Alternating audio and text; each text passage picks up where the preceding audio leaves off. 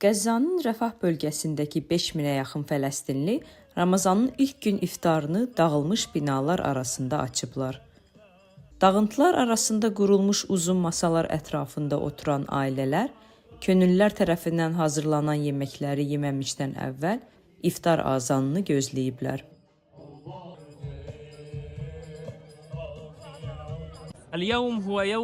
Bugün çox böyük bir gündür. Biz 5000-dən çox insanı 5000 nəfərlik iftara qonaq edirik.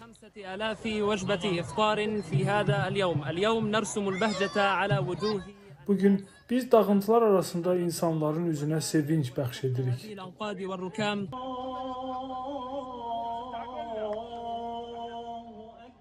Martın 2-sində İsrail Qəzzaya daxil olan humanitar yardımın qarşısını alıb.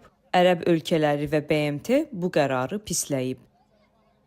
İsrail Həması təchizatları oğurlamaqda ittiham edib.